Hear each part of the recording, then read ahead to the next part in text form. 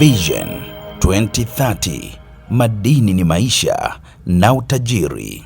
Madini ya Tanzanite yameendelea kuwa kivutio kikubwa katika maonesho ya 50 ya biashara ya kimataifa ya Dar es Salaam Sabasaba, huku mamia ya wananchi wakifurika katika banda la Tume ya Madini kujionea kwa karibu jiwe hilo la thamani linalopatikana Tanzania pekee duniani, pamoja na kupata elimu kuhusu fursa zilizopo katika sekta ya madini. Maonesho hayo yenye kauli mbiu ya fahari ya Tanzania yalianza rasmi Juni 28, 2026 na yanatarajiwa kuhitimishwa Julai 13, 2026, sambamba na maadhimisho ya miaka 50 ya tangu kuanzishwa kwa maonesho hayo makubwa ya biashara nchini. Akitoa elimu kwa wananchi, mjiolojia kutoka ofisi ya afisa madini mkazi wa mkoa wa Njombe, Abbas Mruma, amesema maonesho hayo yamekuwa jukwaa muhimu la kuwaelimisha wananchi kuhusu rasilimali za madini, matumizi yake, pamoja na fursa mbalimbali za kiuchumi zinazotokana na sekta hiyo.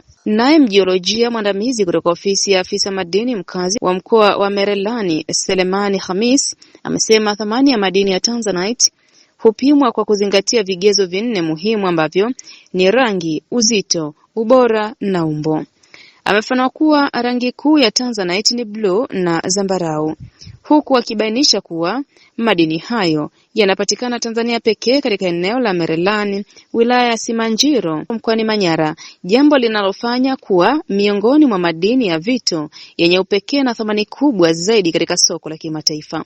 Asema mvuto mkubwa wa Tanzanite katika maonesho hayo umeendelea kuthibitisha nafasi ya Tanzania kama kitovu cha madini ya vito duniani, huku wananchi wakizidi kuhamasika kufahamu zaidi kuhusu sekta ya madini na fursa zake za uwekezaji na maendeleo ya kiuchumi.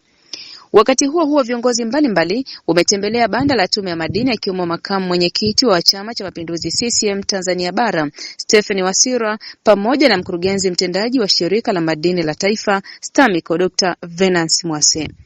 Viongozi hao wamepongeza kazi kubwa ya utoaji elimu na uhamasishaji kuhusu sekta ya madini inayotekelezwa na Tume ya Madini, wakieleza kuwa imechangia kuongeza uelewa wa wananchi kuhusu fursa zilizopo katika sekta hiyo na mchango wake kwa maendeleo ya uchumi wa taifa.